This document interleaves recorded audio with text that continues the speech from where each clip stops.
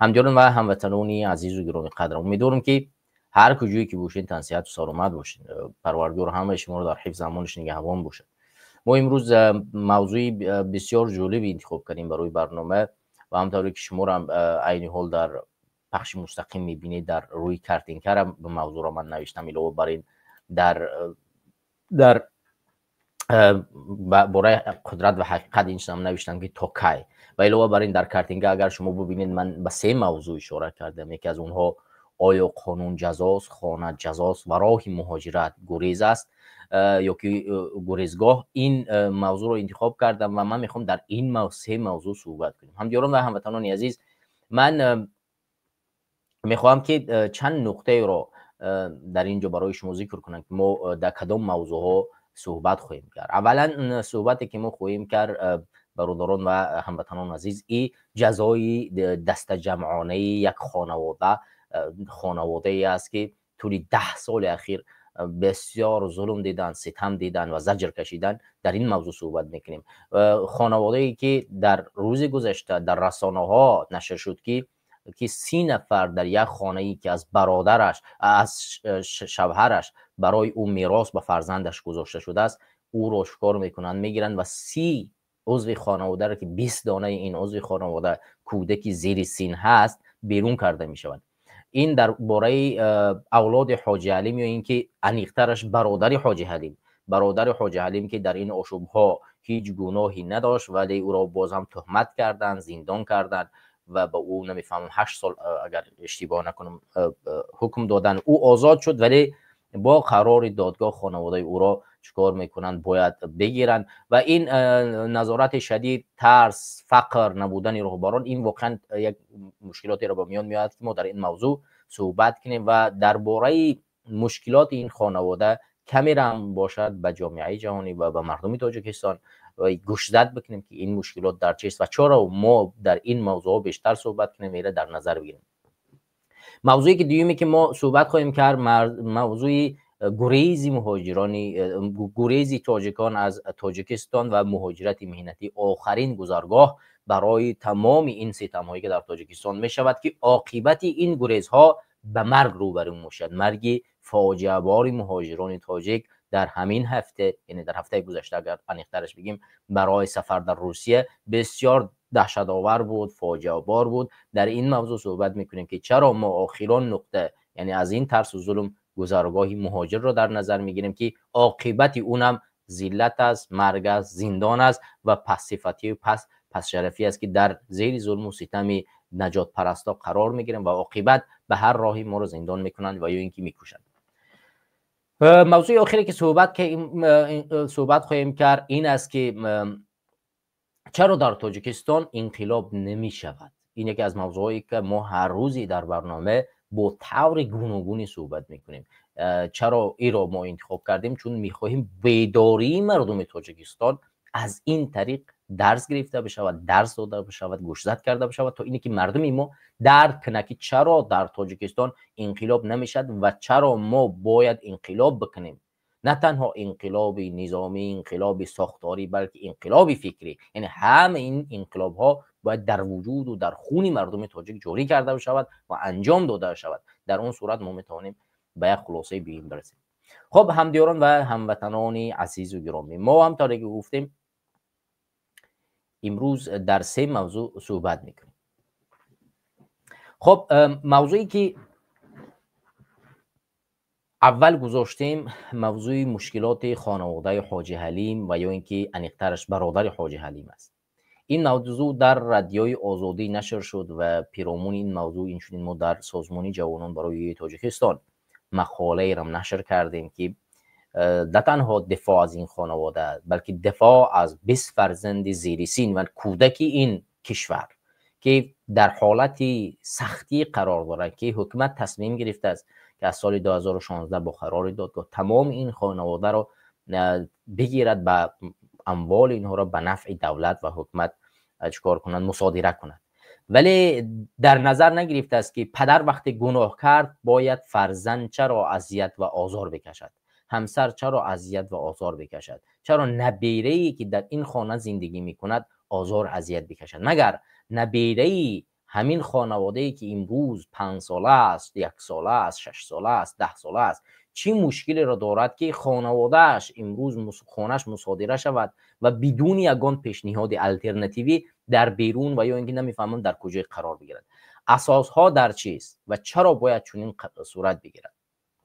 برای همین این موضوع رو ما نوارش را از رادیوی آزادی تماشا میکنیم و در عوض این اون مقاله را که ما نوشتیم، اون مقاله را چندین نقطه‌اش را در اجازه صحبت میکنیم و پیرامون مشکلاتی که نظرزاده در سال 2015 انجام داد که اون حالا بیشتری از کارشناسان و کسانی که در اینجا کمک علمی توانایی پیشگویی رو دارن حدس میزنن که این کاری دستی حکومت بود و این گنرال مردمی تنها متاسفانه در آخرون نقطه وقتی که ندید که دیگر کاری نمیشود فرار کرد و این رو متهم ساختن، وگرنه به گفت کارشناسان در دست این گنرال اسباب هایی بود، توانمندی هایی بود که میتوانست تمام کارها رو در این ساختار حکومت انجام بدهد، ولی حکومت چیکار کرد؟ با اینها فریب داد و اینها را برد در یک باطلاق گرفتار کرد و نقشه ای را که میخواست عملی کند و تمام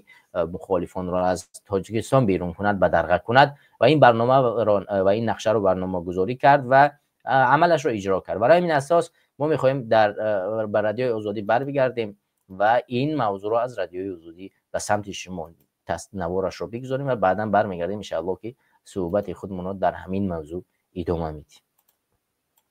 خب این نواری است که از رادیوی آزادی، بیا اسکرین شات کنیم این حال. بله این نواری است از رادیوی آزادی اینجا. ما نمیدونیم که جا بریم، یگان سرپناه نداریم دیگه. ما در نزدیکان میرزا کریم نظرف برادر عبدالحلیم نظرزاده معاون پیشین وزیر دفاع تاجیکستان میگویند خدمات اجرا به آنها مهلت داده است تا 2 روز دیگر یعنی 28 می منزل زیستشان را ترک کنند. خانه مورد بحث در کوچه قراتگین ناحیه شاه منصور دوشنبه جایگیر است که سال 2016 با حکم کلیگ حربی دادگاه عالی تاجیکستان همچون مالکیت میرزا کریم نظرف اعتراف و مصادره کرده شده است. آنها به نام من شوهر برات پسر به نام من پسر من آخی در نامی باید دخل نداره. این حجت آخی این همه همیا باده چیز قانون، هیچ خیلی قانونه، هیچ خیلی چیزایی که ما را یگان میده پشتیبانی نمیکنن. شوهر ما کشتن، ما را اینقدر عذاب داده، غم دادیستین. ما نمیدونیم که جا بریم، یگان سرپناه نداریم دیگه. زیاده قربان و همسر میرزا کریم نظرف میگوید پس از حکم مصادره خانه در سال 2016 چون آنها دیگر جای رفتن نداشتند در همین خانه ماندند، زیرا خانه ماه دکبر سال 2014 1 سال قبل از آشوب ناکام عبدالحلیم نظرزاده از طرف شوهرش به او و پسرش هدیه شده است. شوهرش برادر عبدالحلیم نظرزاده معروف به حاجی حلیم معاون وقتی وزیر دفاع سال 2015 در یک درگیری مرموز که مقامات آن را آشوب ناکام مسلحانه مینامند همراه 2 برادر دیگرش کشته شد. حالا خانواده میرزا کریم نظرف از رئیس جمهوری تاجیکستان خواستند با مشکلشان رسیدگی کنند. این قدر آدما نمیدونیم که جا بریم، در کوچه زندگی کنیم. پسرام یا تا برادر شوهر من 10 سال در محسب ششتن برآمدن. کودکاش اینا 2 تا خانه داشت، خانه هاش گرفتن ندادنش دیگه، خانه هاش به خانه در منزل ما زندگی دارن. 20 فرزند نابالغ موندگیش کلونا. کمیته دولتی سرمایه‌گذاری و اداره اموال تاجیکستان سال 2023 به دادگاه ناحیه شاه منصور مراجعت می‌کند که مسئله از منزل بحثی کوچانیدن خانواده نظرف را به دادن منزل دیگر استقامتی بررسی کند. دادگاه درخواست کمیته سرمایه‌گذاری را قانع می‌کند.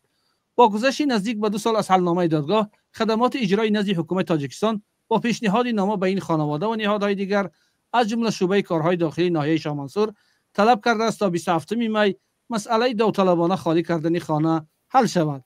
در صورت خیر روز 28 می باشندگان این خانه اجباراً بیرون کرده می شوند.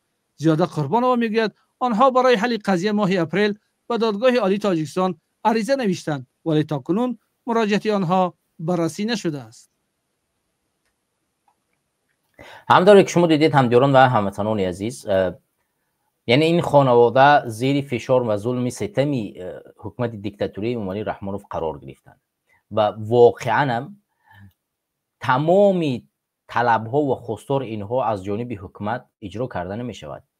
امروز قانون در تاجیکستان فقط تنها به خاطر جزا دادن، نه به خاطر ترتیب دادن تعیین شده است. به خاطر جزا دادن کمبغلان و بهتر ساختن سطح زندگی پولداران و حکومتداران انجام داده می شود. همونطوری که شما می بینید خانواده نظرزاده، این نگاه که نزدیکان میرزا کریم نظروف، برادر عبدالرحیم نظروف، معاون پیشین وزیر دفاع تاجیکستان، از احتمال بی سرپناه ماندن خود نگرانند. حتی تمام این اولاد خانواده را نگاه کنید، چند برادرش که در اونجا کشته شده است و خودش و این برادر دیگه که 8 سال زندان شده است، اومدن عین حال در یک خانه زندگی میکنند. تمام خانه های دیگر مصادره کرده شدند و این خانه باقی مانده است که این را میخواهند نیز مصادره کنند. حتی یک خانه برای آنها، برای زندگیشان نگذاشتند. مثلا همین خودی میرزا کریم نظروف که نو از زندان آزاد کرده شد، 2 خانه این مصادره کرده شد. فرزندان این، برای فرزندان این که جزء این خانوادن و حق داشتن، چون در اونجا نامنویس شدن، به خط گرفته شدن، حق دارن که در اینجا سهم داشته باشند. چرا یک خانه را به خاطر سهم همین خانواده باقی نگذاشتن؟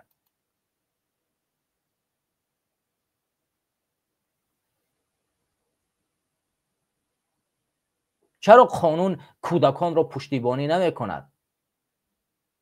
چرا قانون شهروندان جمهوری تاجیکستان را پشتیبانی نمی کند؟ مگر پدر گناهکار فرزند گناهکار است؟ مگر فرزند گناهکار پدر گناهکار است؟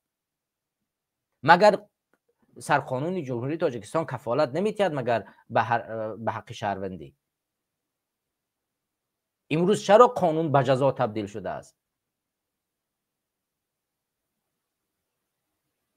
این رو اصلا در عموم اگر بگیریم میتد به اصطلاح بدی کجگی بگیم این جزای دست جمعانه یک خانواده است که به نام قانون استفاده کرده می شود. تمامی کار رو انجام میدن تنها به نام قانون. میروند مردم رو زندان میکنن، قانون. میروند خانه های مردم رو میگیرن، قانون. میروند انسان ها رو میکشن، میگوین قانون. وگرنه اینجا من نوشتم در تاریخ 4 سپتامبر سال 2015 خود همین حاج حلیمی که نظرزاده گویا به گفت حکومت یک آشوب انجام داد که در اون آشوب 9 تا از همین پلیسای حکومتی کشته شد و 17 نفر از تیم حاج حلیم کشته شد. آیا همین در کدام منطق درست میاد که حاج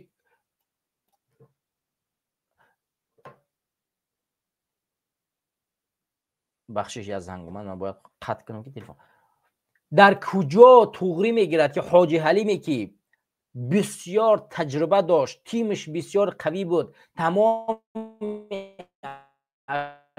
اشخاصی که سربازی میرفتن میخواستن در نهادی که ای زیر دست دارد، در مقری که ای دارد میخواستن در اوجا بروند خدمت حربی را انجام بدهند. بسیار شاگردا، طرفدارا و تربیت کنندگان خیلی زیاد داشت. او چگونه میآید یک آشوبی رو یا که یک انقلاب نظامی رو میخواهد انجام بدهد و در حالتی که میخواهد این انقلاب مردمی رو انجام بدهد بازم در برابر 4 تا پلیس به تجربه 17 نفرش رو از دست میدهد، فقط 9 پلیس کشته می شود.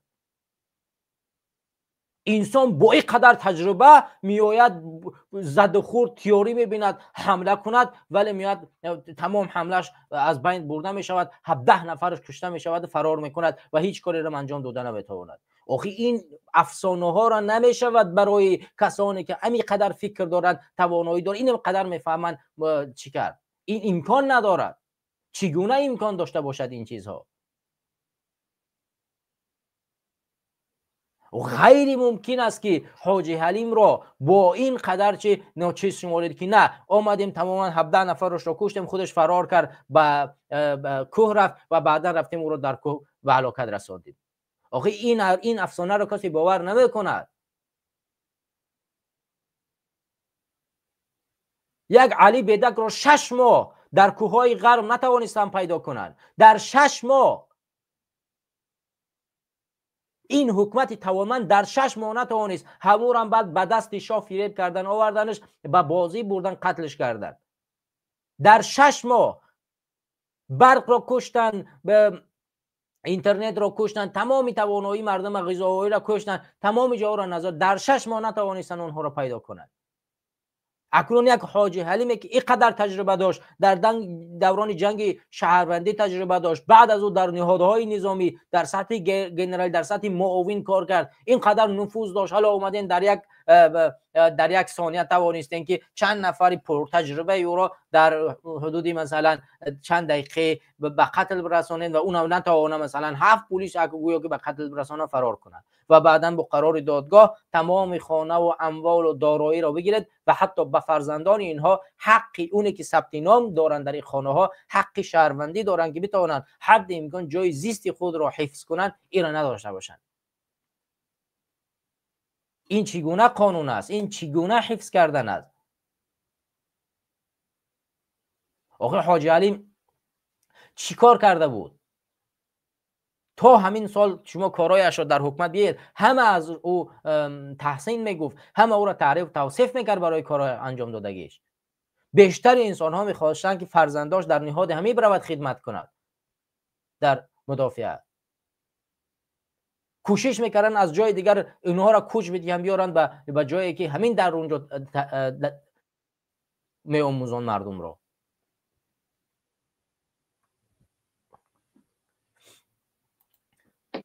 سلام علیکم برادر محمد، بفرمایید دوست گرامی. صدای ما هست محمد؟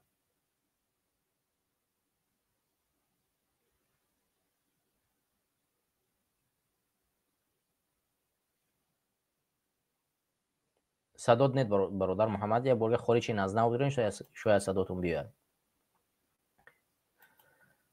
اینجا اصلا هدف مقامات اجرای قانون نیست. هدف مقامات ترسانیدن مردم است.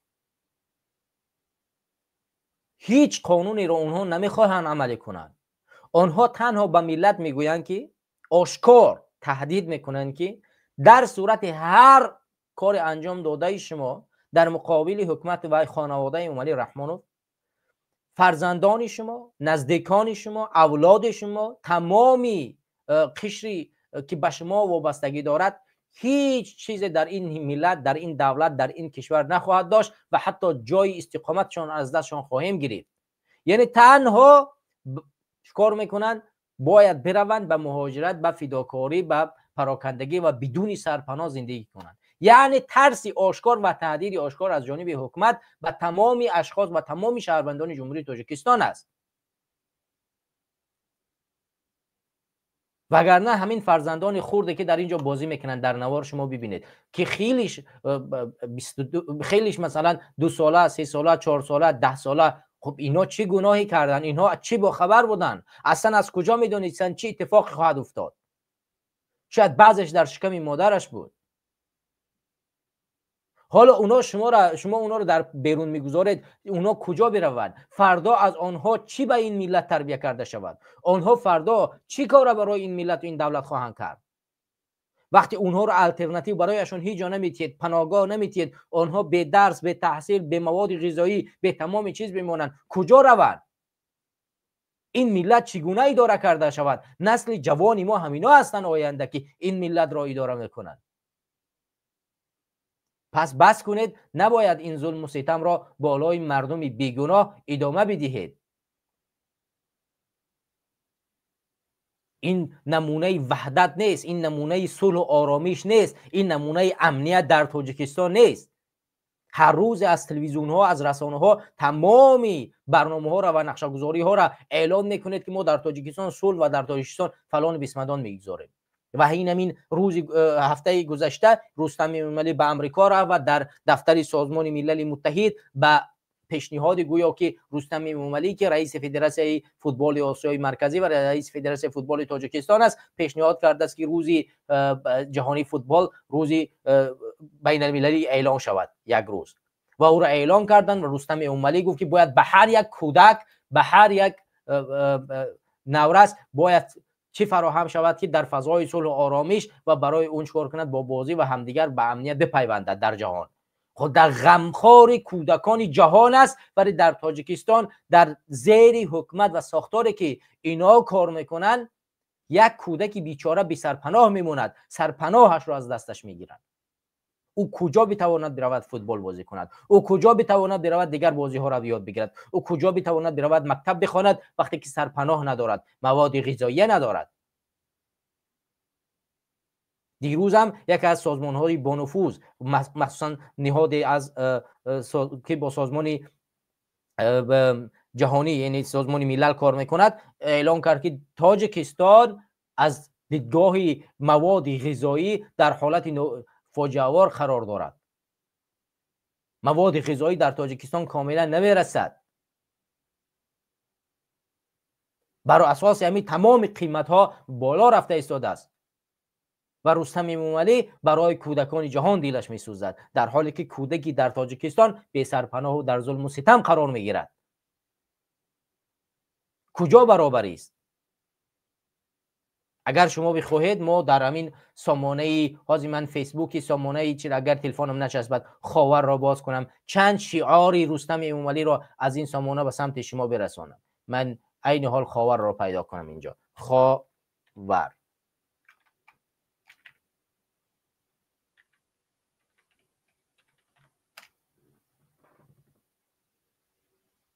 اگر اینترنتی ما نشست و چون من مشکلات اینترنتی دارم و این میتواند به من مشکل ایجاد کند، خاور چند تا خاور است، نید خاور. من این رو برای شما پیدا کنم. اینجا چند مقاله چند تا اصطلاح نشر شده از جانبی همین در روز سفر رستم موملی. من این شعارها رو برای شما بیارم اینجا.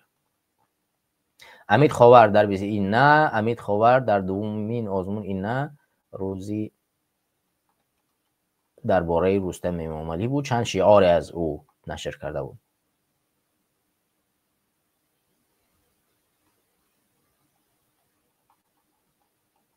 در حالی که حالا چند روز دیگر راههای دوشنبه بسته خواهد شد به خاطر باز یک کنفرانس بین المللی، هیچ الटरनेटिوی برای مردم در نظر نمیگیرن، فقط ببندند، بکشند، بزنند، برود. اینا هیچ نیت آرامش و خدمت مردم را ندارند.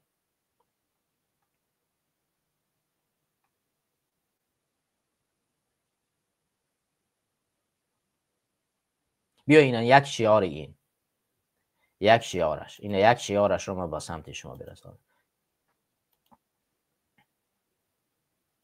این یک شعارش شما ببینید.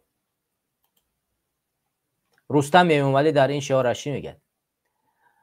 بیایید از این نیروی بزرگ فوتبال برای تحکیم صلح، وحدت جهانی و رشد استوار استفاده بریم.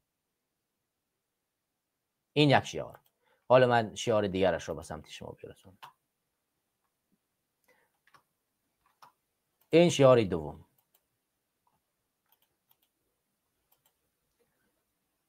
این شعار دوم ببینید. رستم موملی FFT آماده است که با فیفا، سازمان ملل متحد و تمام کشورهای دوستدار فوتبال همکاری نماید تا اینکه نمودی ورزش بیش از پیش فراگیر، دسترس و الهام بخش باشد. نگاه کن، باز شعار دیگر شد. ما را ضرور است که کفالت دهیم که هر یک کودک نوابسته از آن که در کجا زندگی دارد امکانیت بازی کردن را داشته باشد. حالا این شعار را شما خوب دقت بدید. میگه که برای ما ضرور است که تا کفالت دهیم هر یک کودک نوابسته از آن که در کجا زندگی دارد امکانی بازی کردن را داشته باشد. ولی همین فرزندانی که در همین خانواده زندگی میکنن که زیاده تعدادش از 30 نفر هم میگذرد، چگونه همین امکانیت را فراهم بسازه براشون؟ چگونه همین امکانیت را داشته باشند؟ وقتی که تو میره در منبر سازمان ملل از چنین حرفا شعار میدهی، چرا در داخل وطن خودت چنین ستم و ظلم قرار دارد؟ و اگر عدالتی وجود داشته باشد باید این عدالت را برقرار کنید. نفر 8 سال زندان شش برآمد، چرا 2 خانه اون رو میگیری؟ یک خانه اش رو برای فرزندایش تحفه نمیکنه؟ فرزند او در اون خانواده سهم داره، به قید گرفته شده است ولی باید اون خانه به فرزند او داده شود. آخه این ستم آشکاری حکومت بالای مردم نیست؟ ببین باز روز جهانی فوتبال هر یکی ما را وادار می‌سازد که نقش آن را در پیشبرد هدف‌های سازمان ملل متحد اعتراف نماییم. خب دسته خب دیگه دوامش رستم میمانی ما برای بنیاد فرهنگ فوتبال تلاش میکنیم که در آن پسران و دختران امکان برابر و اشتراک را داشته باشند. رستم میمانی فوتبال در تاجیکستان فراتر از جایزه و مسابقه برابر با ارزش‌های چون احترام، استوار، همگرایی و صلح است. خب در کجا رستم میمانی اشتراک تیم ملی ما در جام آسیا و گسترش برنامه‌های عمومی در سراسر کشور نشان واضح رشد فرهنگ فوتبال در تاجیکستان میباشد. حالا خب تعریف و توصیف اینها از فوتبال خیلی زیاد است، در حالی که همونطوری که گفتیم کودک در تاجیکستان در زیر ظلم ستم اینا قرار دارد. اینها از کودکان جهان نگرانند که باید ما امکانیت فراهم بسازیم که هر یک کودک در هر کجایی که قرار دارد امکانیت بازی کردن را داشته باشد، ولی در تاجیکستان یک کودک بیچاره خانه اش را از دست می‌دهد، غذایش را از دست می‌دهد، پدرش را می‌کشند، برادرش را زندان می‌کنند. تمام کسانی که برای این باید خدمت کنند که وقتی 18 ساله می‌شود امکان تحصیل را در ساحه‌های بالاتر داشته باشد، تمام اینها را قطع می‌کنند، از بین می‌برند و باز می‌گویند که ما برای کودکان باید امکانیت فراهم بسازیم که در سطح جهانی بتوانند چیکار کنند، بیان بازی کنند. خب کجا برادران عزیز و گرامی قدر، من سوال از همه شما میکنم که آیا رستم میمانی با این حرفایی که در سازمان ملل زد که برای کودکان باید فراهم بسازیم که توانایی اون که چه بازی کردن امکانیت بازی کردن رو داشته باشن، آیا با چنین گفته‌هاش صادق است؟ آیا چنین عملکرد او گفته‌های او در تاجیکستان عملی کرده می شود؟ آیا در چه خانواده حاج حلیم و ده‌های دیگری که امروز تمام اموالایشان گرفته شد، پدرانشان کشته شد، برادرانشان کشته شد، نزدیکانشان کشته شد، آیا برای اینها فراهم آورده شده است که کودکان بازی کنند؟ کودک از کجا جنگ را بفهمد؟ کودک از کجا عقیده پدر را بفهمد؟ کودک از کجا عقیده مادر را بفهمد؟ باید کودک جا داشته باشد، زندگی کند و غذا بخورد. کودک فقط خوردن را میفهمد، فقط جای خوابش را میفهمد و بازی کردن را میفهمد، او دیگر چیزی را نمیفهمد. پس برای او چرا این را محروم بسازیم؟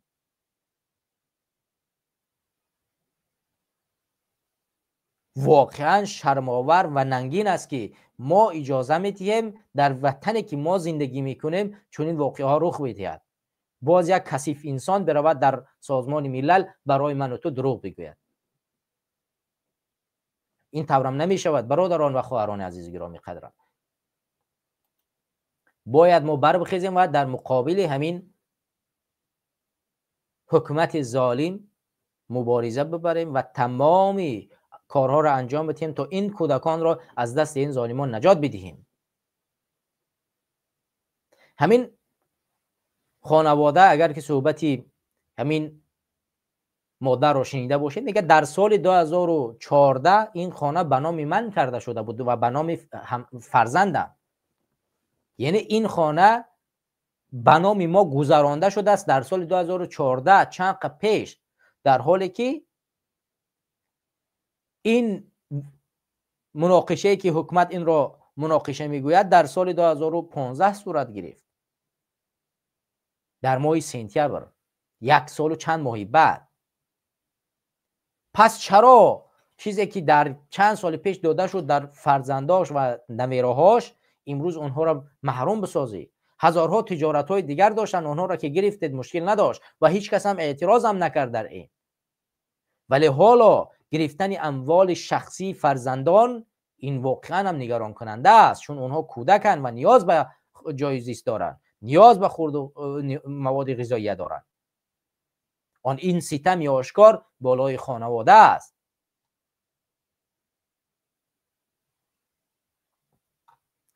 این بود موضوع اول و چیزی که ما میخواستیم در موضوع اول صحبت کنیم و همدیران اگر که صحبتی داشته باشید در این موضوع میتوانید با برنامه پیوست شین و پیرامون موضوع اول فکر نظراتتان را بگویید و ما برمیگردیم به موضوع دوم و موضوع اول را نیز میتوانیم در روندی که برادرها پیوست شوند پیرامونش صحبت کنیم و هر چی که گفتنی که داشته باشین میتونین مرحمت کنین و بگوین. صحبت دومی که ما خواهیم کرد همکاران و هموطنان عزیز در موضوع مهاجرت مهنتی و فراری مردمی ما به مهاجرت است و ترس آن. حالا همکاران و هموطنان عزیز ما میتونیم در این موضوع زیاد صحبت کنیم، صحبت‌های خیلی زیاد، اما من اونقدر زیاد صحبت نمی کنم در این موضوع، ولی چند نکته رو ذکر میکنم. اولا پیش از آنی که ما چند نکته رو ذکر کنم، من میخوام از صحبت هفته گذشته برای شما یادآور شم که ما در هفته گذشته در یک برنامه صحبت کردیم و تحلیل کردیم و دیدیم که بستیکین اعتراف کرد که 20,000 از شهروندان، حالا این چیزی که اعتراف شده است، چیزی که اعتراف نشده است میتونه صفرش بالاتر باشه. هر چیزی که اعتراف شده است بستیکین گفت که زیاده از 20,000 نفر از شهروندان آسیای مرکزی که تنها شهروند روسیه رو دارن در جنگ روسیه علیه اوکراین اشتراک میکنند. این تنها 20,000 از شهروندان آسیای مرکزی که با عبارتی که ما حساب کردیم از 8 تا 10,000 شهروندی تاجیکستان است، یعنی دو شهروندی دارد و غیر از این 1000 نفر با اعتراف حکومت روسیه اوکراین، چیزی که او به دست آورده است، از شهروندان تاجیکستان در اونجا می جنگند، یعنی علاوه 1000 نفر دیگر در اینجا. حالا این چیزی که به دسترس است. بر اساس همین ما در اون برنامه چند نقطه دیگر رو ذکر کردیم که حکومت امومالی رحمانوف به خاطر آن چیزی که پسرش یعنی رستم امومالی را اجازت بگیرد از ارباب اصلیش از فدراسیون روسیه که در سر قدرت بماند، تمام توانایی نیروی نظامی را که نیروی انسانی است برای روسیه مهم است که نیروی انسانیش نمیرسد در خدمت او قرار داد. گفت هر کسی از شهروند من به دست آوردی به توسط ظلم باشد، شهروندی باشد، مال باشد، هر چیزی که نباشد به جنگ ببر، ولی فقط برای من یک اجازت بده که من پسر خود رستم امومالی را چیکار کنم، پرزیدنت کنم. وقتی که روسیه این اجازت را داد،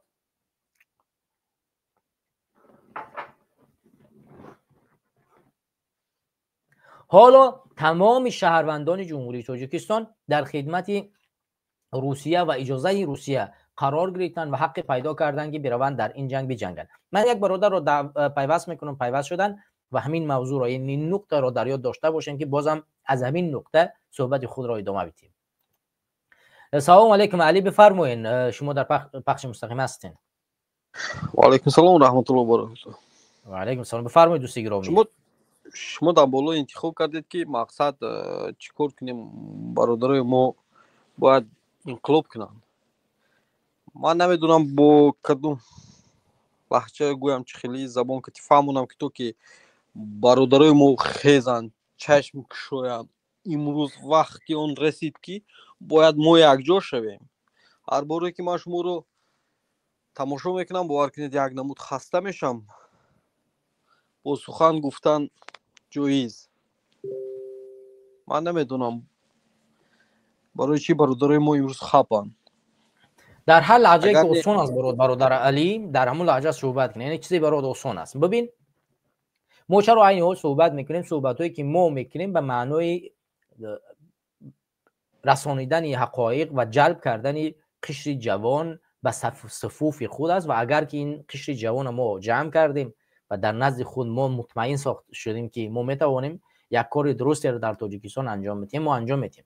ببین چرا تو امروز مخالفا نتوانستن، این اساسهای خیلی زیادی دارن. من حتی موضوع مدا کردم، یعنی چرا ما در تاجیکستان همین موضوع امروز گذاشتن که چرا در تاجیکستان انقلاب نمیشود یا نمیتونیم انقلاب کنیم و مردم تاجیک. این موضوع رو من گذاشتم و در این موضوع ما خیلی زیاد طولانی صحبت میکنیم و در اونجا من خیلی زیاد حالا میشود در این موضوع هم علاوه کنیم، با هم بحث کنیم و همزمان در همین موضوع هم صحبت کنیم یک جایه، چون سبب‌های زیادی رو من در اینجا خواهم گفت که چرا ما نمیتونیم. ولی به هر صورت فکر نظر دوست گرامی بگو و در هر لهجه‌ای که میتونی، فرقی نمیکنه از اون لهجه کوچگی روسی. ما حرکت میکنم لهجه کوچگی تو که کنم به هر حال بزغاله بسیارند، برای این حرکت میکنم با لهجه کوچگی گپ زنم.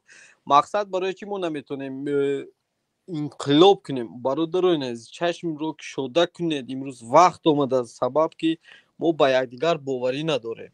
абсолютно ба якдигар ягон қатра боварӣ надорем. Агар не ман омодаам ки имрӯз хезам равам. хуб бовар кунед, хуб бовар накунед. Ман омодаам, ман хезам равам.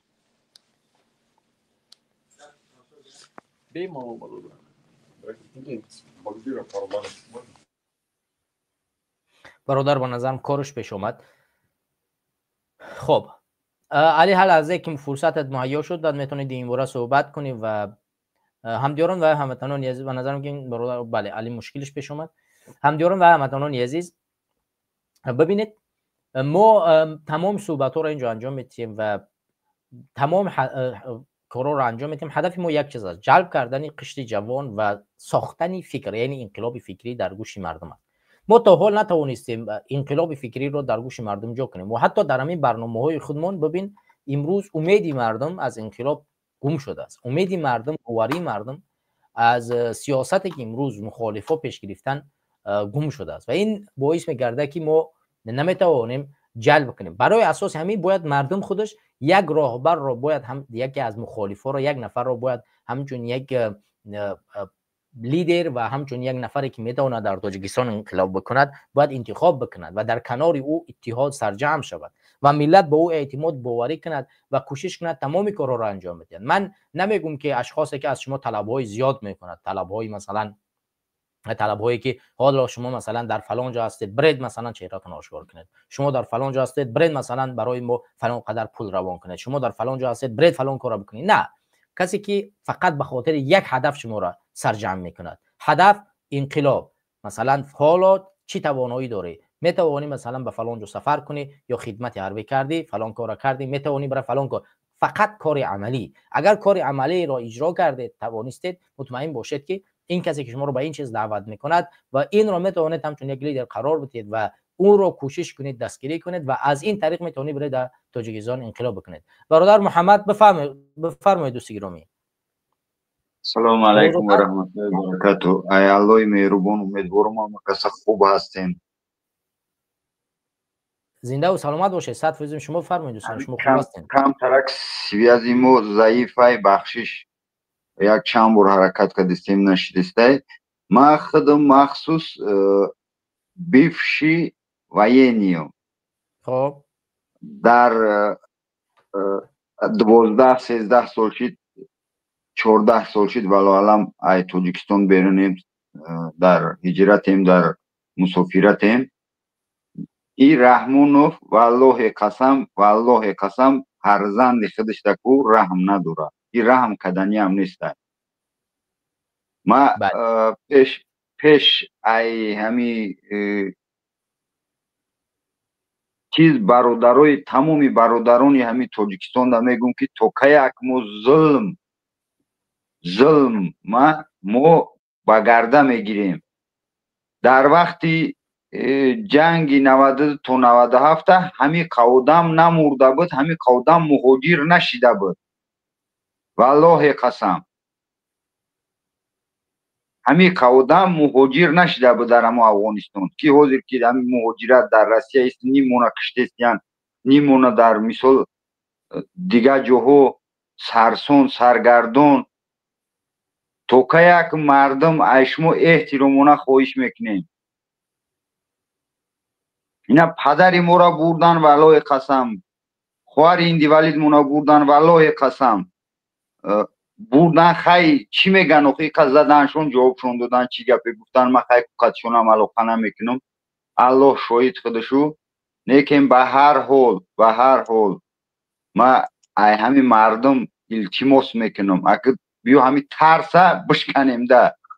این روز او را کدن پگه انی خونه ما میدرویان، پگه دیگه کو با خونه یک کس دیگه را میدرون میگیرن. ایو را اگر خاک سیر نکنه والله قسم کو یو سیر نمیشوند. ولی با سامانش با دیگه و دیگهش گفتی همون عزت همون که کلان شدسته و ده همش ده پول در کار، شاتی بانکی حسابی در کار در اروپا، خانه در کار و باید ایکی بگیرن، اینمی خلق باید بگیرن. تو که یک ما برای او مثال خدمت کنیم.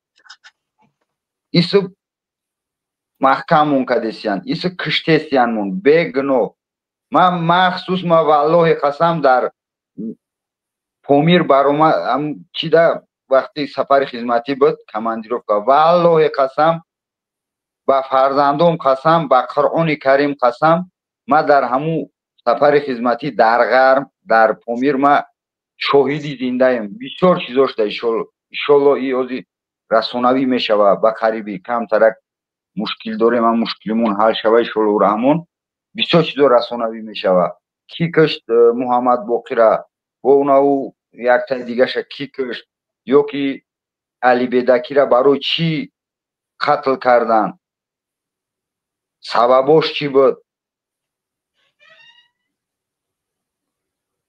انشالله برنامه انشالله برادر حتما انشالله ما ای همین مردم مظلوم جمهوری تاجیکستان احترامونه خواهش میکنم اگه بیاد دیگه همین سری خم بس سایده که این پدرمون گفتن این همو پدرمون مهاجر بود ما این خمون مهاجر شدیم با نوبت فرزندمونه اگه توکه ما میریم غلامی کرده میگردیم در دیگه دولت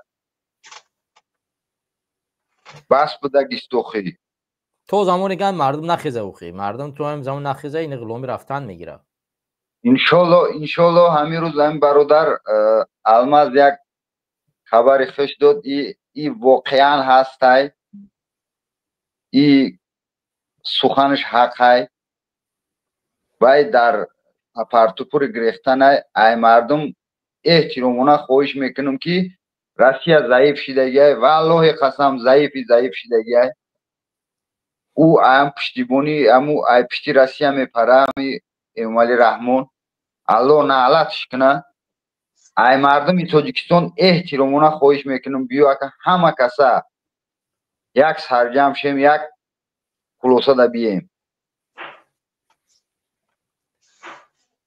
انشالله همین کشته سیانمون بیو هم بیهوده در همین روسیه زده سیانمون کشته سیانمون خواهیم کشتن اینه والله قسم اینه یکم هم میرم بیو اینه انیق کنین در کدوم جایی که باشه والله قسم هم میرم اینه یکم هم میبرم هم bayrak yami chira mame bardorum bayrak yami chira ishoramo meeting اگه سیرامو در همین روسیه زده کشتیسیانمو در دیگه جو زده کشتیسیانمو برای وطن جان بتیمو خوب نیسته چیم یک روسی پدن حالت کافیره که گپش در گفتی هم گپو در کودک خودش نمیگذاره میزنه مورا قتل کشتور کدیسته بیهوده بیگناه بله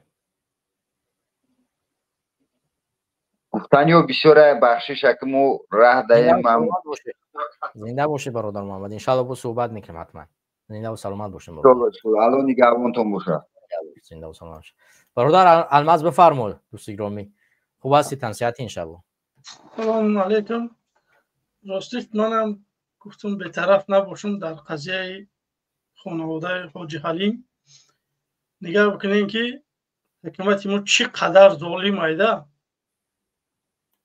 خیلی یک بگفتش ما اون نفرهایی که گناهگار بودن برده زندانشون کرده اون نفرهایی که دارن زندگی باید بکنن اونها رو هم باید شما باید ریشهشون قاق بکنید پراستکو من یک چیز میخواهم بگم برای حکومتی ها نگاه بکنید میگن که همی خربزه رنگ میگیره باور بکنید ما مخالف شماییم انشاءالله روز و ساعتش میاد که شما بای میتین همین سیاستی که پیش گرفتگی شما بای میتین من مطمئنم بعد شما فکر نمیکنین که ما نسبت شما چه خیلی رفتار میکنین وقتی که خیلی یک گناه داشته باشه شما دو گناه داشته باشه خیلی ما که مسلمانه میتونیم که ببخشیم آدم ما رنگ شما نیستیم که بجایی که پیشگیری بکنه اجازت میده که مردم یگان کار بکنن بعد میبره زندانشون میکنه یک گناه دو گناه باشن بخشیده میشود نه که شما دوره هر روز تجاوز لبوی کار نسبت این ملت دوره رها دیده شده هزار قانون شکنی ها میشود به این روزها شما را باید چخل ببخشین کردن بگیره انشالله که خداوند آدم اگر رزقش تمام بشوه جانش میگیره. اگر همون نفرها رزقشون تمام شدگی باشه واقعا هم از دنیا میگذرن. اگر عمرشون دوام بتیه زندگی بکنن انشالله اونا رزقشون میآورن زندگیشون پیش میبرن. نیکی یک چیز شما فراموش نکنه که چه خیلی که شما رفتار میکنه شما فکر نکنه که ما میایم و آزادی میگیم ما عدالت میاریم به تاجیکستان و آزادی عدالت ما میاریم به تاجیکستان. یکی نسبت شما خیلی که شما رفتار میکنه ما هم رفتار میکنیم. هم باید مردک گوره بگیم که مبارزه ببره. شما که بگیم با همه دولت‌های اروپایی همکاری داره، نه در همه جا پاسال داره، در همه جا نمیدونم بگیم که بزهای خودتون روی کردگین داره کار کرده شده بین مخالفا. این چیزا داره. و همین خاطر شما که کار بکنه که قانونی باشه که پگه پشیمان نشه. این رحمانوف میره و مردم باور بکنه این ظلمایی که وظیفه‌ای که شما را میتین شما برای ظلم بکنه، شما برای نمیدونم زمینه یک کسا بگی، نمیدونم خانه یک کسا بگی، یک کسا برای نمیدونم لایک، یک کسا برای پرسموتر، یک کسا برای پل روان کردن برای زندان بکنه، باور بکنه که شما خطا میکنه. ما از بین مردمیم برای مردمیم. اگر مردم ما را کمک نمیکنه ما ده کسی همجا سالهای دراز میشنیم صحبت میکنیم، نه تماشابین پیدا میکنیم، نه بگیم که سپانسر پیدا میکنیم، یگان چی پیدا نمیکنیم وقتی که مردم ما دستگیری نکنه. ما که در این جنب اومدیم دعوت نکردیم که ما مردم به همه شما نیستیم، ما خوجه خارجی داریم میایم بگیم که ما میزنیم رحمان فچپا میکنیم ما این طریق نظام برای شما میاریم. ما خیلی گپ نگفتیم، ما تنها گفته شدیم که مردم چیزی میخواه. ممکن نمجا سالها ما میزنیم مخالفین ای کبیری سر کرده تو آستانه ایفا همه مبارزه میبره میروان تاجیکستان. مردم تاجیکستان هم قبول نداره. ما راضی ایم در این چیز که مردم دوره ما را قبول نمیکنن، قبول میکنن. به همین خاطر بگیم که بیایه کار بکنیم. همه کسانی که در داخل هسته، کسانی که در خارج هسته، اگر واقعا وطن دوست می‌داره میخواد که وطن ما پیشرفت بکنه بیاید سر یه مسئله بیایم کار بکنیم. نباید که مخالف در امریکا و اروپا باشه، مخالف باید در داخل باشه، مخالف باید انتقاد بکنه، مخالف باید بگیم که آوشپک بکنه در پارلمان، نه اینکه بگیم که همه اوکی بگن که چیز رستم میگه درسته. این خیلی باید نباشه، باید یک کشمکش زدنک خنریزوندنک باید باشه.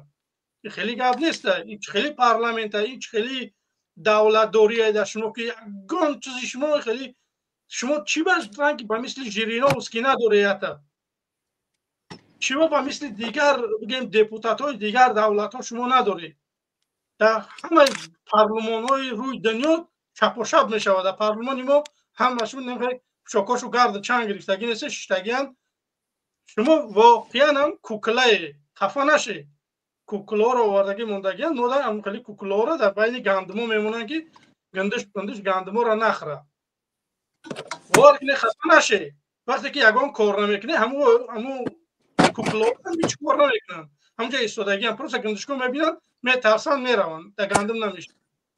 این مردمی که 30 چند نفره که در پارلمان ما شتگی باور بکنه خفه نشه یا که یگان کار بکنه تصمیم بگیره یا که هم خیلی گفتی برادر محمد اقبال مرغ غوره در بالای تخماتو بیسته و نه خیزه که تخماتو خنک نشون. ده بچه باید ما یگان کار بکنیم. 30 چند سال شد مردم ماشین برو آورده شده، مردم سمالیات خلادیلنیک ما تگمه ایکو پوگیویتسه نتونستیم برو آورده. نمیدونم یه پرفورمر من یک نفر از روسیه با من روان کرد، من در این تاجیکستان نوشته که یک کیمانو. نه برادرای عزیز نگاه بکنه که در ترکیه یا که نمیدونم در قرقیزستان مشکلی نیست که لوبای فرما را بگیریم ما در این تاجیکستان بکنیم. گپ در همو بگیم که شرکت های من خواستم که فوتبال که با نام خودم بکنم کردم یگان مشکلی نیست. میره چند هزار دقیقه زکات میکنی. $3 دستافکش تو تاجیکستان. یک فوتبالکه $3 دستافکش تو تاجیکستان. بیا و نگی اینو نتونستن یگان چی تو میگوی که سبب در چیه که آلومینیوم زواد تاجیکستان یک چوینک یک طبق نمیدونم یک دک نمیبره برای مردم خودش.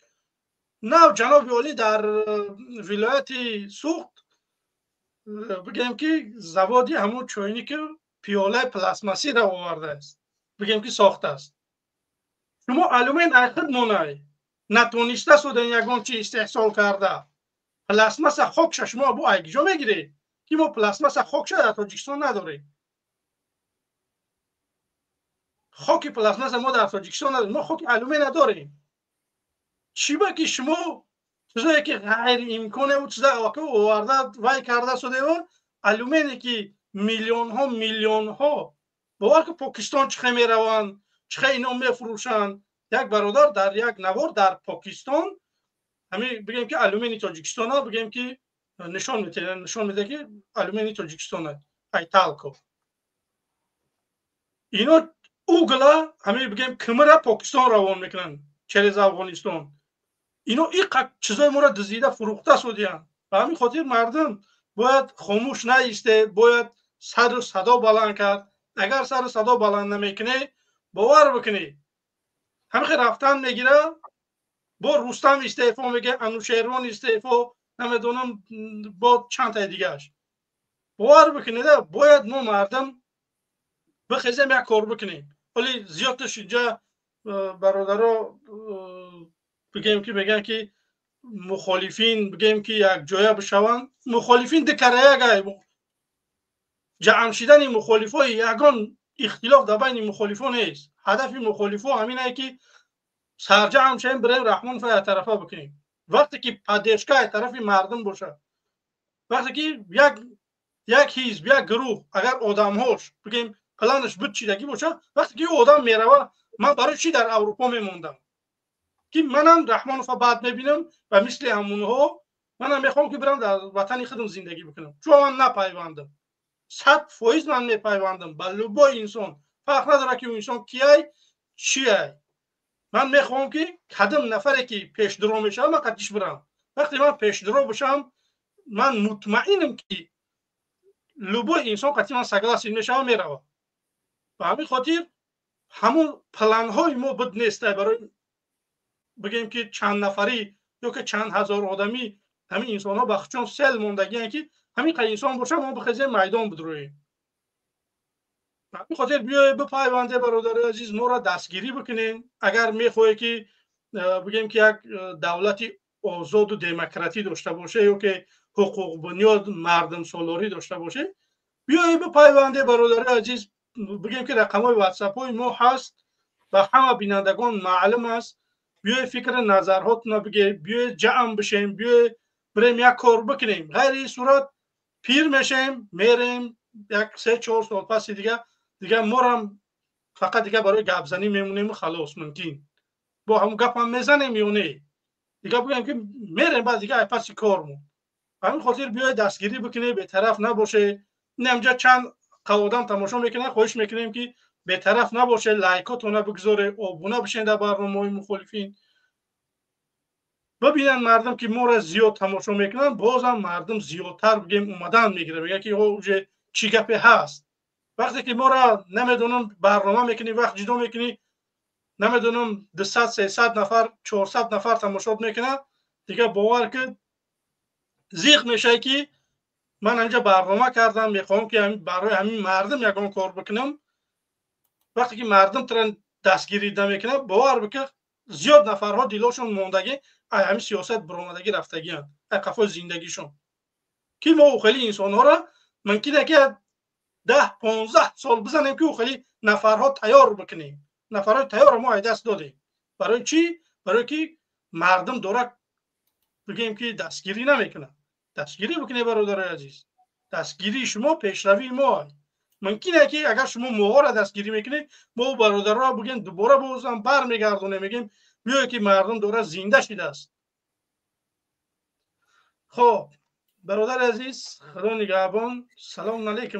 زنده و سلامت باشی برادر عزیز. تشکر از پیوستن و واقعا هم جای نگرانی است وقتی که مردم واقعا هم به همین امیدی مبارزه امید نمیبخشن. البته بعضی انسان ها یعنی همه مبارزه را مثل دیگرها همین گونه انسانن و در بعضی حالات ها همین نبودن دستگیری و نبودن امیدی که از جانب شما و اونو داده شود امید اینا رو از بین میره و اینا رو مثل شما از یگان دنیای دیگر نه آمدن، انسانن، ضعیفن و همین گونه ای که شما با اینا امید نتیه اینا با شما امید دادن هم نمیتونن و همین گونه پراکنده میشود و بعضی ها در نیمی صف میشینن کنار. گفتی الماس برای تیار کردن چنین اشخاص 10 سالها این ملت فرصت نیاز دارد تا یک نفر مثل او آماده شود.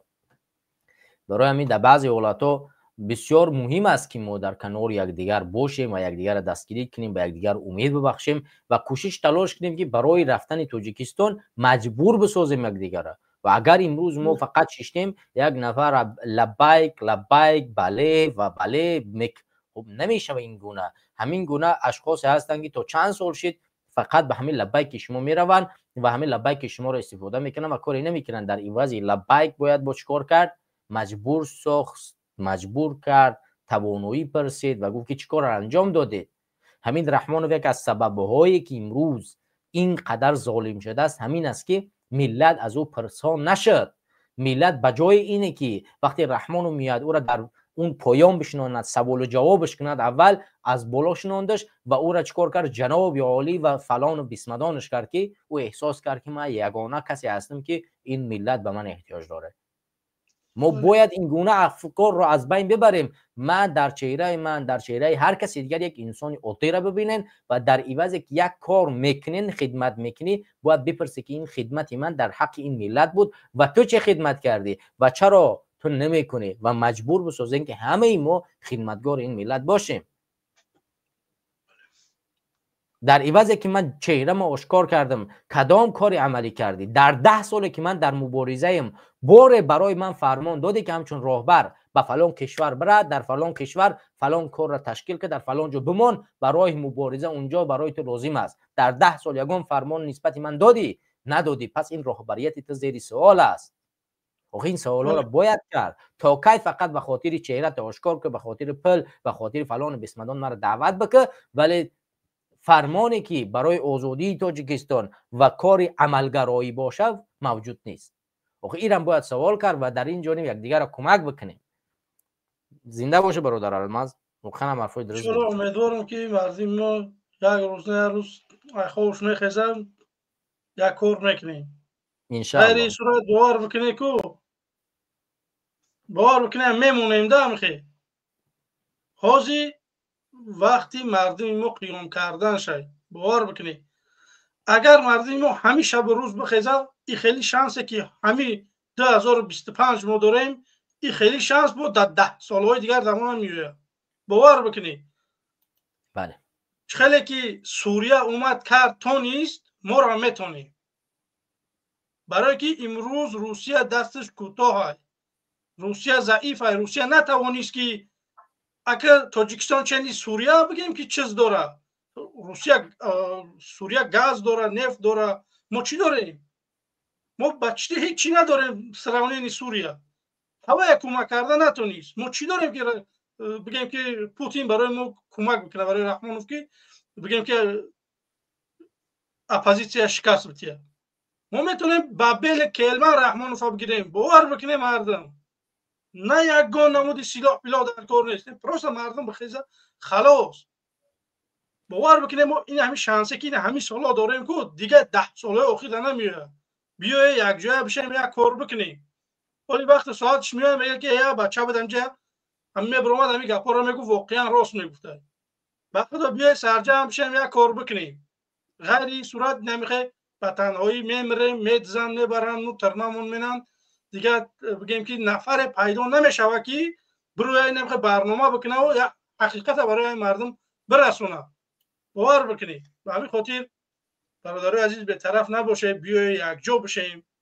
در این صورت گم میشیم. زنده و سلامت باشی برادر. سلام علیکم. زنده باشه. تشکر از اشتراک در برنامه و از دیگه برادرایی که اشتراک کردن. زنده باشه. تشکر از همتون. ان شاء الله که حتما در برنامه بعدی و دیگه برنامه رو بازم پیوستن صحبت کنیم. همدیاران و هموطنان عزیز، امروز خیلی کوتاه در همین موضوع که چرا ما نمیتوانیم انقلاب کنیم و یا اینکه چرا انقلاب دشوار شد در تاجیکستان، میخوام پیرامون همین کمی صحبت کنم. اگرچه این موضوعی بسیار طولانی است و میشود سالها صحبت کرد، ولی ما این موضوع رو انتخاب میکنیم به خاطر بیداری فکری شما و بسیار مهم است. برای همین من چند نقطه رو در اینجا خواهم ذکر کرد و پیرامون همین موضوع رو هم صحبت میکنیم و چند لحظه دیگر و میبینیم که چیکار رو انجام داده میتوانیم. برادر علی شما رو کمک دیرتر ان شاء الله پیوست میکنم. من این موضوع رو هم میده آشکارتر بسازم و بعدا ان شاء الله که پیوست میکنم.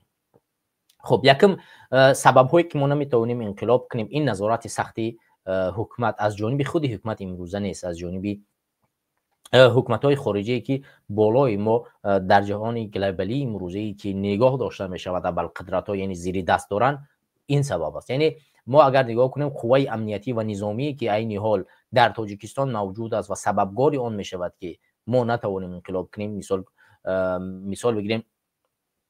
مثال اگر بگیریم روسیه امروز با تمام نفوذش در تاجیکستان 101 دیویزه را موجود دارد و علاوه بر این یک نهاد دیگری هست که تمام کشورهای پسا شوروی در آن تقریبا عضو هستند و همین انقلاب مردم قزاقستان که بعدا اون نهاد رفت در اوجا مردم را پراکنده کرد و حکومت را به نفع جمهوری بخشید و این گونه مشکلات ها باعث می‌گردد که مردم بترسن و نتوانند انقلاب کنند. سبب دوم این نظارت بخش داخلی است، مثلا کمیته دولتی امنیتی ملی که تشکیل شده است، میلیسا، گواردیا و ده نهادهای نظامی دیگه که تشکیل شدن و تمام این نهادها تشکیل شدن شو به خاطر حفظ دولت نیست که از سر در مثلا لبی مرزا بیستن و نگاه کنن، کوشش کنن که هیچ نفری به ما حمله نکند. تمام اینها تشکیل شدن فقط به خاطر چی؟ به خاطر نگاه داشتن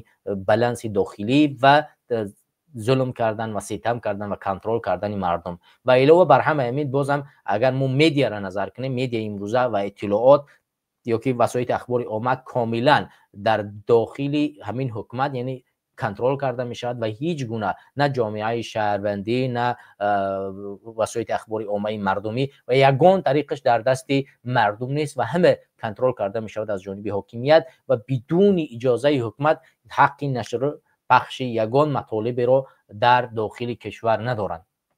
مسئله سیاسی، مسئله سوم مسئله کنترل کامل احزاب ها و جامعه مدنی است که ما میبینیم که متاسفانه جامعه مدنی امروز در تاجیکستان زیر نفوذ حکومت قرار گرفته است. احزاب های سیاسی امروز از جانب حکومت امروز اداره کرده میشن و از این طریق مردم توانایی سخت پیدا نمی کند که از طریقی که باید و شاید لازم باشد و برن به حاکمیت برسن دسترسی پیدا نمی کنند. مسئله سوم مسئله ترس و فشار است. مثلا ببینید در تاجیکستان امروزه اگر هر کسی که اندازه اعتراض کرد به زودی بازداشت کرده می شود و چیکار کرده می شود؟ پشت پنجره می شود. مسئله دیگری که ما صحبت کردیم در اول، یعنی به خانواده های آنها فشار آورده می شود. طوری که شما دیدید مسئله حاجی حلیم ما صحبت کردیم که حاجی حلیم خودش جرم کرد یا که هر کاری کرد نکرد به قتل رساندنش و برادرش به قتل رساندن و نفرای را به قتل رساندن، خانواده اونها را چیکار کرد؟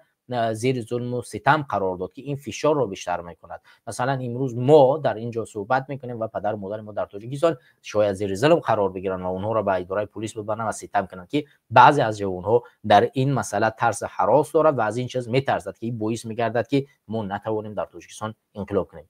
خب نقطه دیگر پرونده مثلا قلبکی به اساسهای گوناگون باز میکنن، مثلا مسئله اکستریمیست، تروریست، خائن ملت و هزارها مشکلات دیگری که میتواند چیکار کند؟ مردم از این بترسد و هراس کند و بازم جزاهای سنگین برای این عمل ها در زندان ها برای شما نگاه داشته می شود که این مسئله میتواند یک مسئله خیلی وسیع باشد که برای هر یک کسی ما چیکار میکند؟ ترس فشار را چیکار میکند؟ ایجاد میکند که ما از این فشارهای سیاسی به خودمون اجازه ندهیم که بریم در مسئله سیاست صحبت کنیم و در مسئله سیاست دخالت کنیم.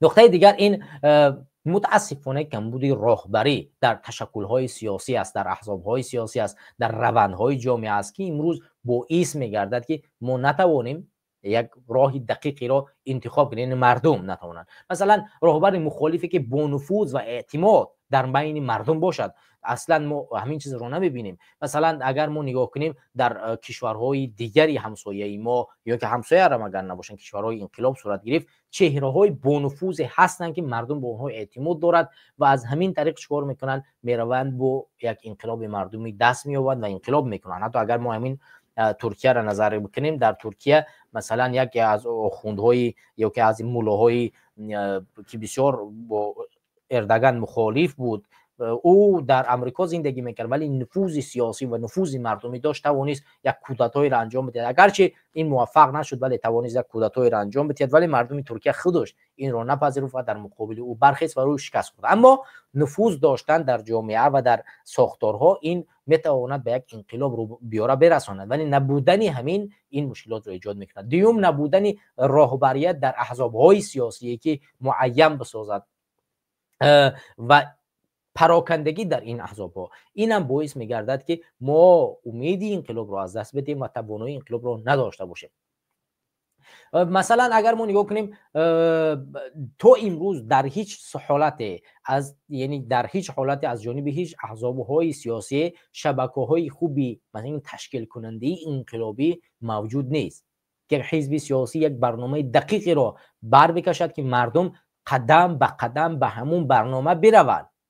ما این رو تو امروز ندیدیم و نداریم، نه خودی من دارم نه احزاب‌های دیگری دارن و این رو به مردم پیشنهاد نمی‌کنن و این باعث می‌گردد که ما متاسفانه نتوانیم انقلاب کنیم. مسئله دیگری که بسیار عمیق است و زیاد به این سخت ضربه میزند که ما نمیتوانیم انقلاب کنیم، این کمبودی است. این کمبودی مثلا فقر، ناداری، وابستگی به دیگر کشورها، این چیز بسیار برای ما چکار میکند؟ ضربه سختی میزنند. ما اگر نگاه کنیم امروز یک عائله تاجیک اولین نقطه درباره اون فکر میکند که فردا برای فرزندم چی بیارم که فرزندم غذا بخورد. اگر من فردا کار نکنم فرزندم میمرد. با این یعنی این مسئله سبب می شود که ما نمیتونیم در جامعه نفوذ پیدا کنیم. ما یک روز یک دانشمندی تاجیک را من مصاحبه‌اش را تماشا کردم، اون دانشمندی تاجیک گفت که ما حتی دانشمندان امروزه تاجیک اساسه که نمیتونیم محتوای خوب برای مردم، برای خواننده، برای جامعه پیشنهاد بکنیم، این است که ما برای روزگار خود، رزق روزی خود امروز در تلاشیم. یعنی کمبودی، کم بضاعتی ما رو وابسته کرده است که ما در باره محتوا، یعنی ایجاد کردن محتوای خوبی نباشیم، بلکه بریم از رزق روزی خود یعنی کم او را دنبال بکنیم، غذا کار بکنیم، پول بیاریم برای خانواده و با کتاب و نوشتن نمی شود خانواده خود را سیر کرد و این باعث می‌گردد که مشکلات در جامعه ما وجود دارد. مسئله دیگه ای که امروز موجود است فضای مشکلاتی که هست که در جامعه ما هست. یعنی مردم ما یک بار جنگ رو از دست دیدن، یعنی از جنگ در مسئله ما بود و همین آرامشی که کمی موجود است، همین آسایشتگی که قد وجود است، از همین شاید میترسن و این امکان دارد حکومت هم در تمام رسانه‌هاش این مسئله را اداره میکنه و این مسئله را هر روز گوشزد میکند که ما آسایشتگی، صلح و عدالت داریم و اگر شما برخیستید دوباره جنگ شهروندی رخ میدهد. خود حکومت این را اقرار میکند که من بی جنگ نمیروم. یعنی هر کاری که شما انجام میدید جنگ شهروندی شما را انتظار است. برای همین یعنی اگر ما امروز خیستیم و این قدر حرف زدیم، مطمئن باشیم که حکومت هر روز اعلان میکند که اگر برخیستید دیگر تمام، ما چیکار میکنیم؟ به شما جنگ اعلان میکند و این باره جنگ شهروندی به میان میاد. خب اگر که مسئله اول رو ما بازم دیگه باره چی میکنیم که حمایت خارجی رو اینجا ذکر میکنیم که حمایت خارجی یک نفوذ خیلی بزرگی داره. مثلا امروز تاجیکستان تمام نفوذش از روسیه گرفته می شود، نفوذهای مثلا نظامی، نفوذ مثلا مهاجرت مهنتی اونجا رفته می شود. تمام اینها نفوذ روسیه است که تاجیکستان رو کنترل میکنه و علاوه بر این نفوذ مالی چین امروز بسیار نفوذ عمیق در داخل سیاست‌های تاجیکستان دارد که این رسیدن به انقلاب رو سخت‌تر و سخت‌تر میکند. اگر ما نگاه کنیم امروز یک پایگاه نظامی قوی در نزد مرز افغانستان و مثلا تاجیکستان کی دارد؟ چین دارد و علاوه بر این چندین میلیون ها دلارها هر سال به تاجیکستان قرض میتید و بودجه کشور ما از چین قرضدار است و 201 دیویزیا که یک نهاد دیگر و این باعث میگردد که مردم ما از این ترس هراس داشته باشند و به میدان نبرایند که یک انقلابی کنند. خب مسئله عمیقی که بسیار ضربه سخت به امید زد، به امید مردم زد که دیگر ما نمیتوانیم انقلاب کنیم، این بی‌تفاوتی و ناامیدی جامعه امروزه تاجیکستان است. آشکار بگویم اعتراض هایی که ما در چند سال اخیر انجام دادیم که باعث زندان های چندین نفر گردید تأثیر نداشت، هیچ تأثیر در روند نکرد، نتیجه نداد. مثلا اگر ما از سال 2014 مبارزه خود را تا امروز خلاصه برآوری کنیم و هر حزب و حرکت و روندی که برخواست تظاهرات ها کرد، انجام داد، هر کاری کرد، هیچ نتیجه ای نداد. مسئله دوم، هر کسی که سر بالا کرد سرکوب شد.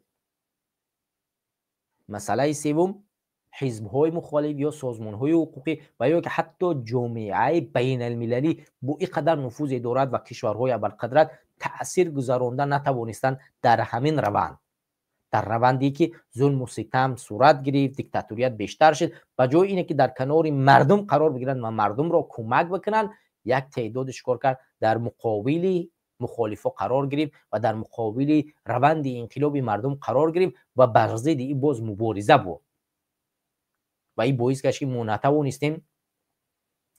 نتوانستیم انقلاب مردمی را در تاجیکستان صورت بدهیم. تمام اینها نقشه خیلی بزرگی دارد که ما نمیتوانیم انقلاب کنیم در تاجیکستان.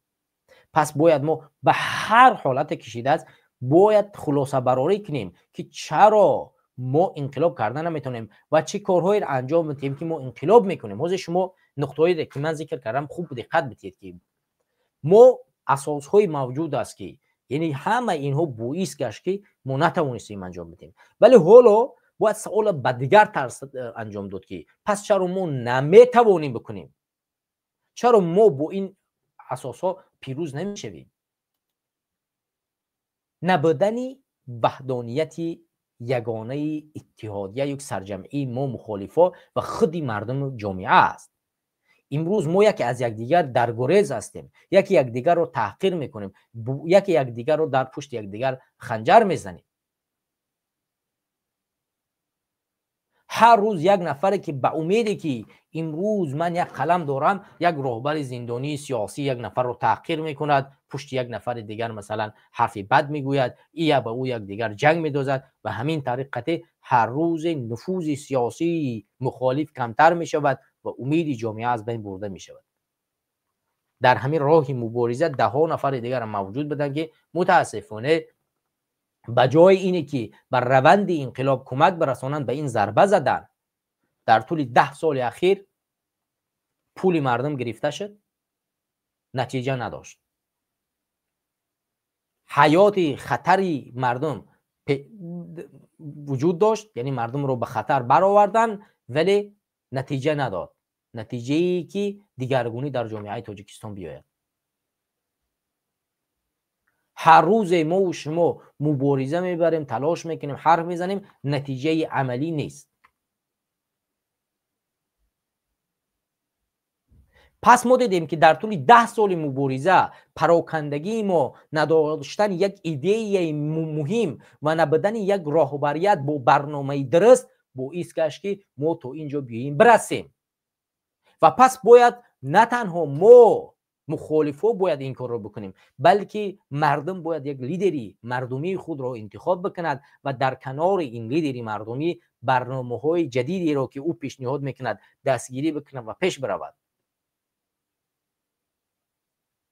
اگر ما بتوانیم روند مردمی را تشکیل بکنیم که مردم خودش درک کند که این همین راهبر ماست، این همین انقلاب میکند، با این راهبر میشود انجام داد و اون راهبر را یک نمونه ایدئولوژی، یک نمونه الگو برای خود قرار بدهند، پس مطمئنا باشید که با این نفر جامعه پیش میرود و این نفر میشود انقلاب کرد.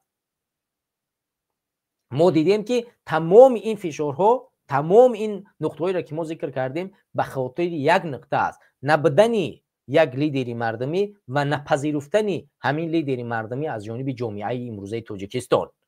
و این باعث می‌گردد که این طرف جامعه را چکار کند؟ آیسته آیسته از بین برود، زندان شود، کشته شود، نمیفهمم تحقیر شود، مثلا در تاجیکستان در خارج کشور مهاجرت شود، اذیت بکشد و در این طرف مخالفا پراکننده بمانند، در خارج کشور قرار بگیرند و به تاجیکستان برگشته نتونند، برنامه‌شون بی تاثیر بشود و همین گونه ما با یکدیگر سنجش در حالت امتحان قرار داریم و همین امتحان رو نمیگذاریم، نه این طرف نه این طرف، نه این طرف برنامه معینی را پیشنهاد میکنند، نه این طرف همین کسی رو نمیاد بپذیرد، یک مخالفی رو که برنامه های یکدیگر یعنی پذیرفته شود و پیش رفته شود. یعنی با این مشکلات ما امروز روبرو هستیم و این مشکلات اخیر ما را بسیار ضربه میزنند، هر روز ضربه مون میزنند.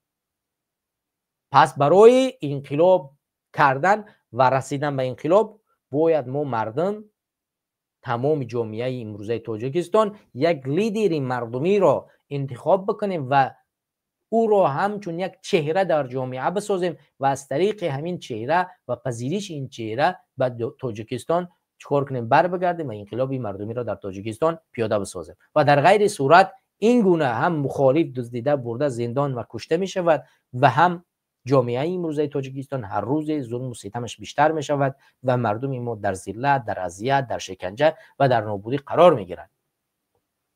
این همین نمونه مثالی که ما در موضوع دیوم صحبت کردیم که چند نفر در سفر به روسیه در یک تصادف هم به هلاکت رسیدن، یک نفرش به نزدیکی باید زن میگیره. جوان وقتی میخواهد سفر کند به یک صدمه دچار میشود، در راه مسافرت کشته میشود.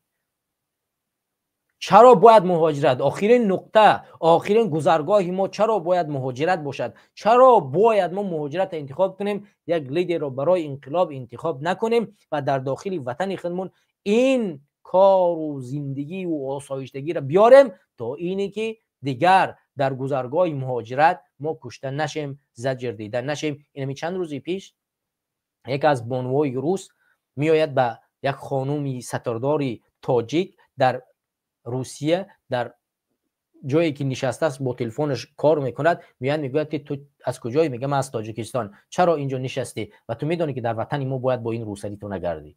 در وطن خودت این ممنوع است، چرا در وطن ما پوشیدی؟ با او گیر داده است و همونجا دارد اذیتش میکند. این برای جامعه تاجیکستان ننگ نیست که روس ها حتی بدانند که در وطن ما حجاب اسلامی خواهد مسلمان تاجیک معنی است و در روسیه اون حق نداره این را بپوشونه، زیرا در وطن خودش این ممنوع است. پس مشخص است که این غلام صفتی، این ظلم و ستم پذیری عاقبت ندارد و هیچ نتایجی نمیدهد. پس باید ما بر بخیزیم و در تاجیکستان یک انقلاب مردمی را به میان بیاریم تا کی ترس و هراس را به خود پیروز بکنیم و از تمامی روندهای انقلابی فرار بکنیم. این تا کی ما را پیش میبرد؟ تا کدام زمان؟ و خدا بس است دیگر. من فکر نمی کنم که کاری ما که عین حال انجام میدیم درست باشد و به این طریق رفتن ما به جایی میرسیم. هیچ وقتی به جایی نمیرسیم. من آخرین نفر ریولوشنری را قبول میکنم، بعدا ان شاء الله که اگر چی باشه صحبت خاطی میتیم. برادر ریولوشنری بفرمایید دوست گرامی. سلام علیکم برادر جان. و علیکم سلام. سلام بخیر. باید گذاب در رمضان خواهد چند او هفتم در رمضان اتماستم خود پرابلم بود اینجا خب دیگه اینترنت شما گفتنی هستید که روس‌ها بسیار غم داده شدن، این برای فایده ما است یا زیان ما است؟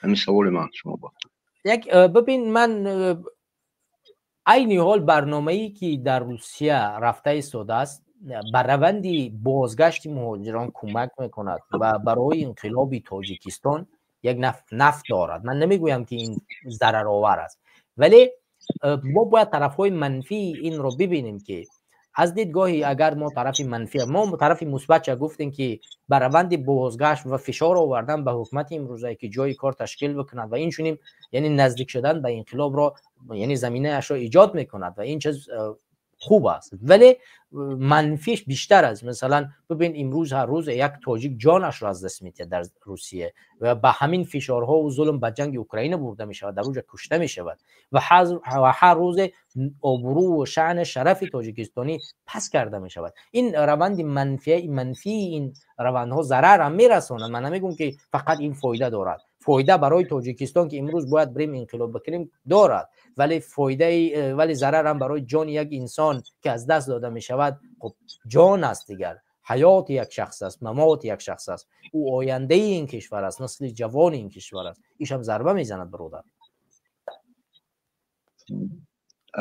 اگر من بگویم که تو در 3 روز مهلت تاجیکستان رو من یکم روزش اشراف میکنم وقتم رو تاجیکستان میرم، 2 روز دیگهش رو من پدرکه میکنم امروز رو نه که تاجیکستان رو میرم. وقتی که 3 روز رو هم پایمور کردم 4 روز رو هم مرا میکشم میپرسونم که زنش من حرام میمورم، من باید روم. برای چی نمیره تاجیکو، برای چی نمیره تاجیکستان با نمیوک دادن گپ زدن 5 سال باز جوغم در دوجه ای گپ زدن بجو مردم بجه. هم جنگ اوکراین پیش از سر شدنش گفته بودیم که برادر رو بیاین روین که پگاه فردا سر میشه. هیچ کی گوش نکرد مرا، یگان کس گوش نکرد. سال 21 سال ماه دکبر سر کرده و محسن نشورو живой свидетель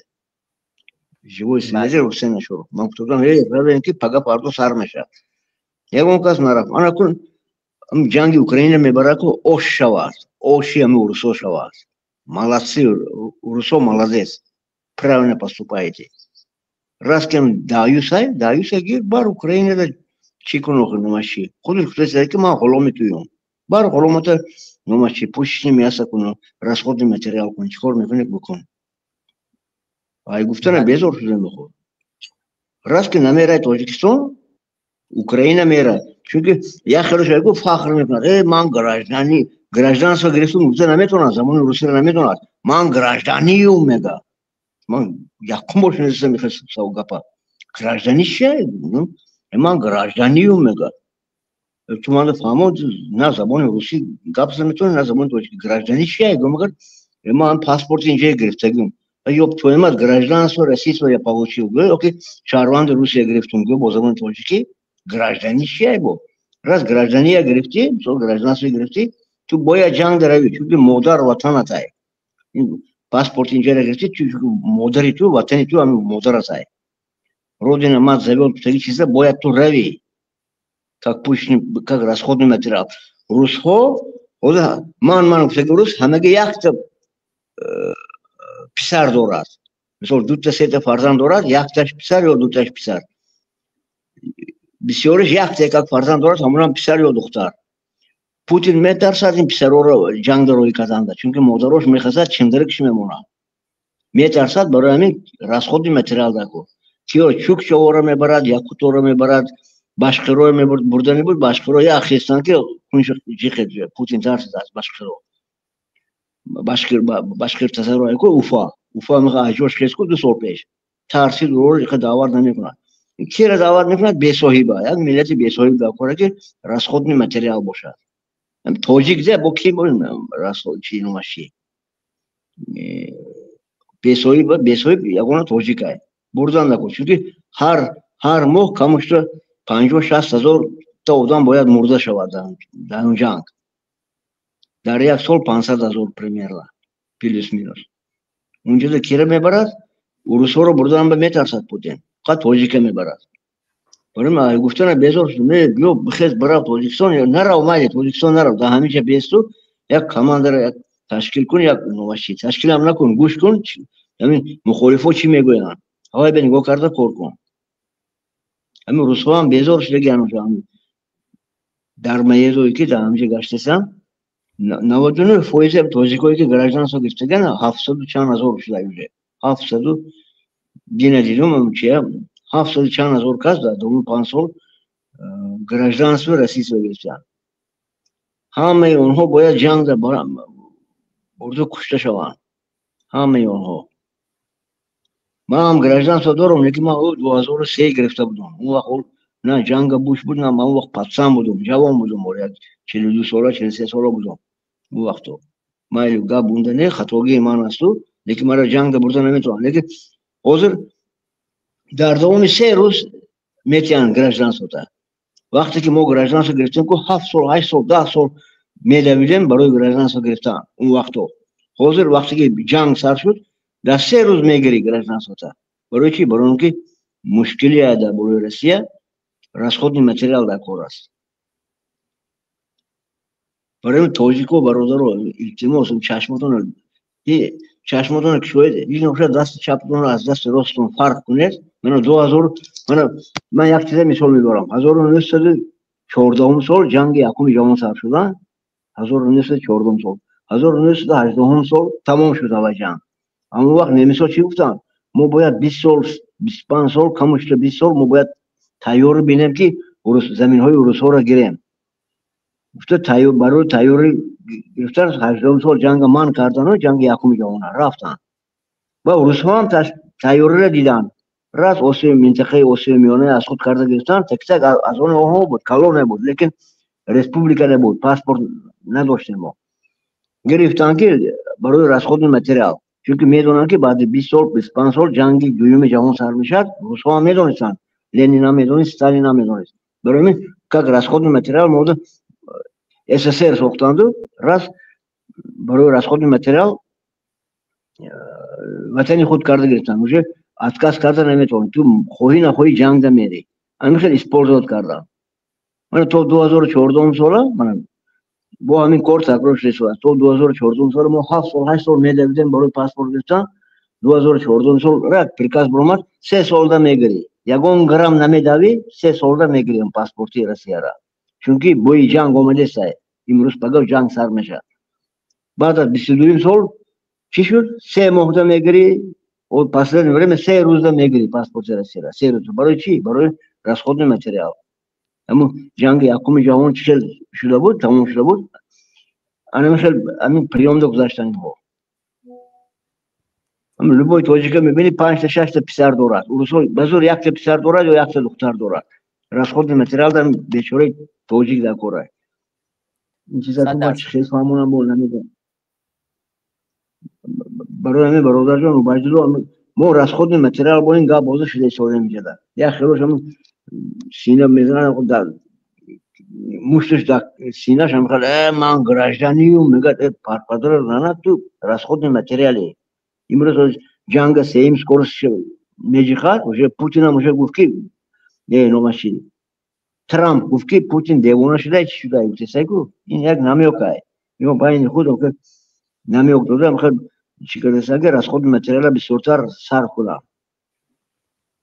پوتین دیوانه شده تو ارمیش روی میگرد اینجا دیدی که اوز با جنگ 500 600 هزار روی میگرد هم 500 هزار کمش 50 هزارش توجیکای یا که 100 هزار میبرن расходный материал. با پیش تا کیه ساخته بیچاره توجیکی بسواد. روسا همش خفاده هر چشم و پس اومده 1 هفته 2 هفته دم گرفته رفته سن روسا. قطعی روسا ما هم شیشتم در یک دسترخوان کسی که رفته اومده است در جنگ. برای چیز یکون رانی نداردم میگوید ما در خفای میگن ما در خفای ما 40 کیلومتر از جای جنگ خفاتره. ما پسته نوچر میداریم یکم چیز چوکشاو یکوتو چوکشاو بعد تاجیکو میداریم میگوید با ما خفا میداریم میگه تاجیکو یک طرفون بتالیون ایده بود. زنده و سلامت باشی برادر ریولوشنر. اگر اجازه باشه ما هم دیگه خداحافظی کنیم. 1 نیم ساعت میشه در پخش مستقیم ان شاء الله که با صحبت میکنیم برنامه بعدی.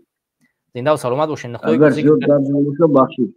نه زنده باشین. زنده باشم بخشید. نه حرفات مفید است. زنده و سلامت باشید. زنده و سلامت باشین برادر. سلام باشید. همطور که ریولوشنر فرمودن واقعا بازگشت ما در صورتی که نیازی ما بودن در همین کشورها نیست بسیار یک امر ضروری است. ما همچون یک چوب در جنگ اوکراین استفاده میکنن. اگر ما برنگردیم برای روس‌ها ما هیچ ارزشی نداریم، برای هیچ ملت دیگری ما ارزش نداریم. ارزش ما در خاک خودمون در وطن خودمون است و باید هم بازگردیم به هر راهی که نشده است. ما این ذلت رو نباید بپذیریم. بدن ما و ایستادن ما در خاک روسیه این به ضرر هر یک کسی ما و شماست. باید ما اختیار کنیم و بمانیم و بر بگردیم، یعنی تصمیم بگیریم که برمیگردیم به وطن خود و در وطن خود تاجیکستان را آباد میکنیم. دیروز ما با یک برادر دیگه صحبت داشتم، او به حساب او زیاده از 20,000 شهروند تاجیکستان در جنگ روسیه علیه اوکراین اشتراک میکنن، یعنی 20,000 شهروند تاجیکستان. خیلی شرم‌آور است. همگی همین نهاد نظامی روسیه که در تاجیکستان را نظارت میکند، همین 201 دیویزی هم 20,000 هست. یعنی 20,000 ما علاقه در اینجا برای چون کیا جنگ ده شده است.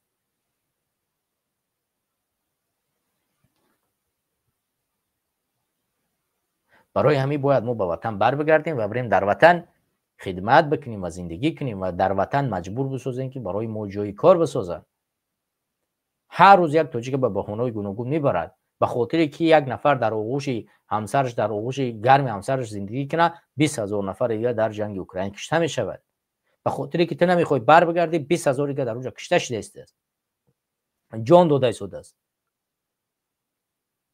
یک بار فقط از همون فکر، از همون مفکوره بد خود بیرون ببرو، او طرف نگاه بکن، در اونجا مردم در عذابن، در ذلتن، کشته شده است، کشته شدن، جان داده شدن. فردا نوبت خطا میان مجبوری میقپن میبرن. اخی